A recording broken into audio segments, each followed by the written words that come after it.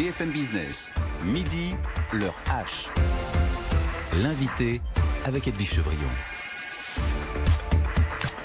Allez, on va faire un petit peu de sport, ça va nous faire du bien. Enfin non, finalement on ne peut pas faire du sport. Arthur Benzaken, bonjour.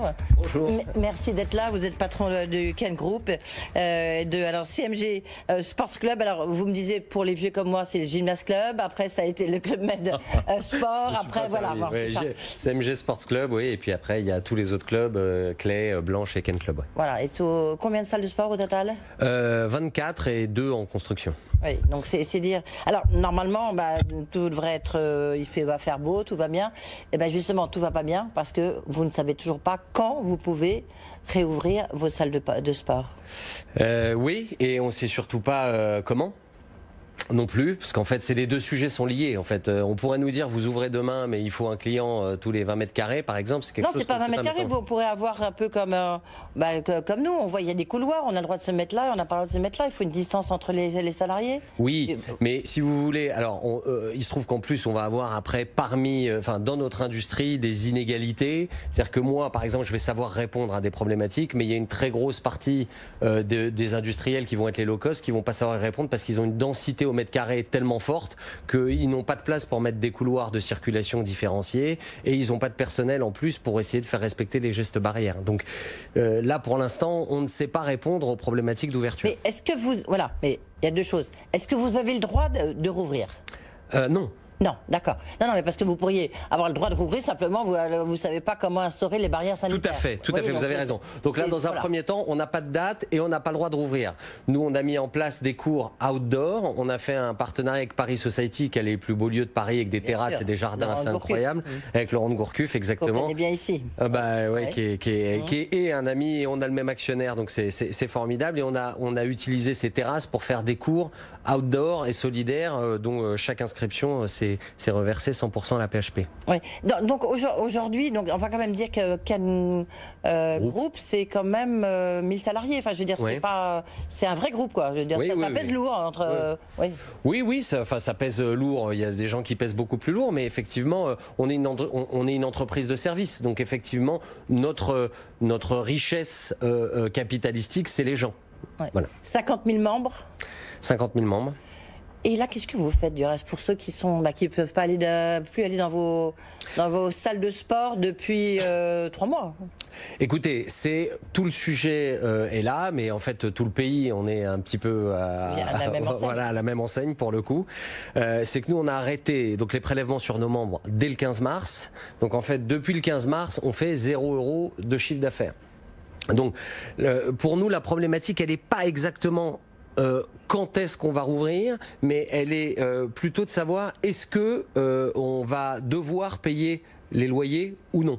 Oui, enfin, j'espère que vous comptez bien rouvrir un jour ou l'autre, quand même. Oui, bien sûr, mais je ne vais pas dire que plus tard on ouvre, mais il faut quand même de la data, il faut quand même des informations sur savoir comment se comporte le virus post-déconfinement, qu'est-ce qui fonctionne en geste barrière, qu'est-ce qui ne fonctionne pas en geste barrière, est-ce que ça passe à travers les clims. Oui, puis on transpire quand on fait du sport, donc là aussi, il y a quand même une question. Exactement. Donc plus on est informé, mieux on peut répondre à un problème de sécurité sanitaire. Oui. Donc là, alors il y a vous, mais évidemment toutes les autres salles de sport sont dans la même situation que vous. Exactement. Le premier poste, vous le rappelez, le premier poste de votre compte d'exploitation, ce sont les loyers. Et donc là, où est-ce que vous en êtes avec les bailleurs? Où est-ce qu'il y a des discussions? Comment ça se passe? Alors, soyons clairs, pour nous, c'est un scandale financier qui va avoir lieu. C'est-à-dire que aujourd'hui, comme l'a rappelé Patrick Artus juste avant moi avec vous, alors d'abord, l'État n'a pas pris en charge la perte de revenus et il a pris en charge une partie des charges. Ce qui n'est pas du tout la même chose. Et donc effectivement, on n'a pas de revenus, on a 0 revenu. Ce qui a été nationalisé, ce sont une partie des salaires. En revanche, effectivement, il reste des charges fixes lourdes comme les loyers. On a pu mettre en place des PGE, mais pour vous donner une idée, nous, aujourd'hui, on a 100 000 mètres carrés à peu près, 5 millions d'euros de loyer si on doit rouvrir courant juillet. Ça veut dire, entre le 15 mars et le 15 juillet, c'est approximativement ça, 5 millions d'euros de loyer. Si j'ai 0 € de chiffre d'affaires en face, c'est une catastrophe. On n'a pas, et en l'occurrence, on a pu faire un PGA un PGE, pardon, à hauteur pareille de 20%. C'est-à-dire que j'ai 20% de mon chiffre d'affaires, c'est mes loyers, et là je peux faire un PGE de 20%. C'est-à-dire on m'a demandé de m'endetter pendant X années exclusivement pour payer mon loyer. Aujourd'hui, c'est la demande qui a à peu près été faite. Ça n'est pas tenable. C'est un PGE de combien? Vous avez dit le montant, pardon, je n'avais pas. On a demandé un PGE à hauteur de 20% de notre chiffre. Et qui est de? Donc on fait 50 millions, on a demandé 10 millions. On n'a pas eu encore l'intégralité. Ouais. Et les banques ont suivi? Les banques suivent en partie, ça a été parce qu'on sait que c'est diesel, ça a été dur au démarrage. Dur, ah oui. Dur au démarrage, mais les banques suivent. Il nous manque encore des réponses définitives. On a des accords oraux, mais après il faut que ce soit présenté. Il nous manque encore 2-3 banques à closer. Oui, parce qu'elles traînent un peu des pieds.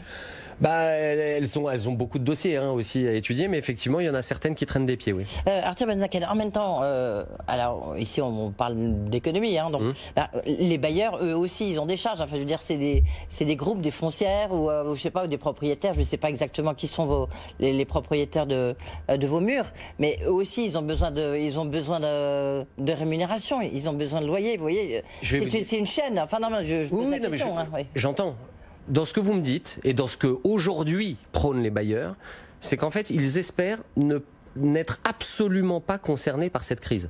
Parce qu'ils auraient des charges. Il y en a beaucoup quand même qui ont... Beaucoup de bailleurs privés. Oui. Nous, on a des bailleurs privés avec qui on arrive à avoir des conversations. Pourquoi? Ils ont une relation intuitu personnée.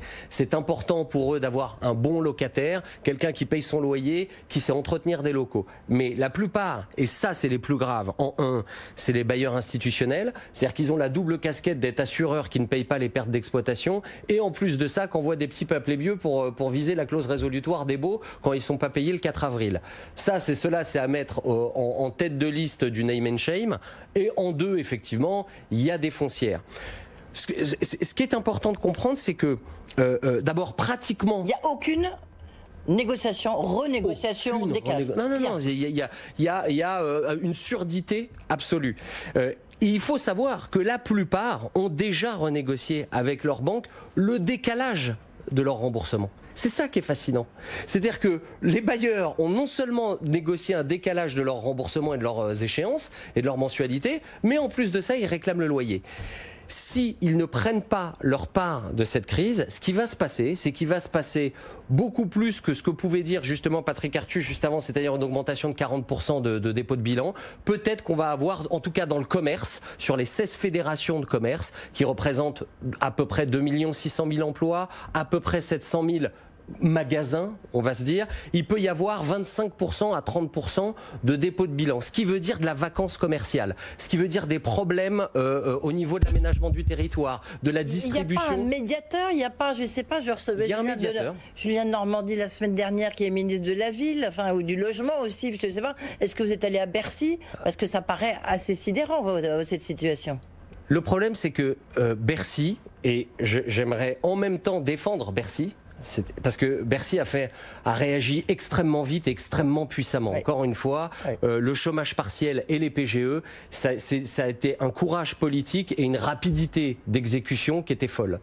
En revanche, ils sont à un stade où ils disent il n'y a plus un euro qui sort. Vous nous oubliez, il n'y a plus un euro qui sort. Donc il faut que vous vous mettiez d'accord de gré à gré. Le problème de se mettre d'accord au gré à gré, c'est qu'à ce jour, il y a des gens qui réfléchissent à très court terme et qui se disent soit, en fait, si je ne me mets pas d'accord, soit je récupère mes loyers, soit je récupère des fonds de commerce pour zéro. Donc en fait, je n'ai aucune raison de me mettre d'accord.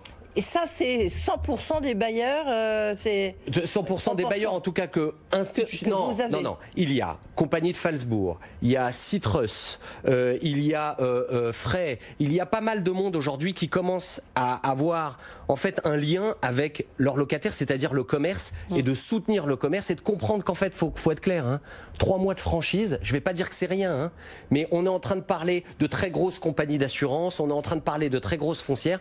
3 mois de franchise, c'est le b.a.-ba, c'est une base de négociation de tous les baux commerciaux. Une franchise ne coûte pas. Ce qui est important, c'est de savoir quelle est la valeur patrimoniale. Pour espérer revenir à des niveaux de loyer de décembre 2019, il faut jouer le jeu et mettre ces franchises en place. Et le médiateur, il dit quoi là-dedans ?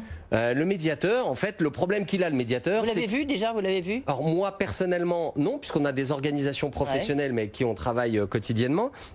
Mais le médiateur, il est là pour mettre deux parties d'accord. Mais on a des positions tellement diamétralement opposées, parce qu'il y en a un qui fait un déni de la réalité absolue, bah, qu'en fait c'est impossible. Je pense que c'est impossible de se mettre d'accord. Je tire la sonnette d'alarme avant la fin, hein, elle n'est pas terminée la médiation. Mais moi je pense que ça va se finir juridiquement. Ouais, et surtout vous avez déjà reçu des lettres. Oh bah, tout le monde a reçu des lettres. Ouais. Tout le monde a reçu des lettres. Mais je vais vous dire, c'est pratiquement churchillien. Vous avez voulu éviter la crise au prix du déshonneur, vous avez le déshonneur et vous aurez la crise. Parce qu'il n'y a pas d'autre choix. Si à un moment il y a 25% de vacances commerciales, il y aura un déplafonnement vers le bas. Ouais.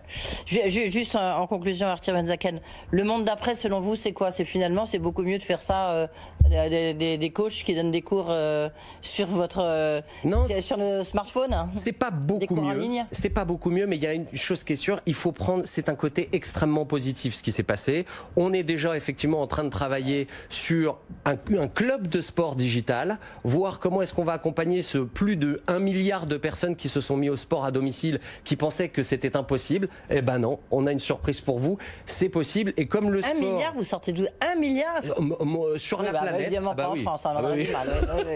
Oui, c'est ça.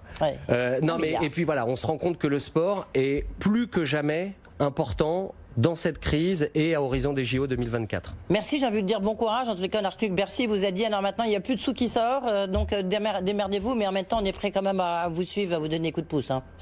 On espère. Merci beaucoup Arthur Van Zaken, le patron de Ken Group.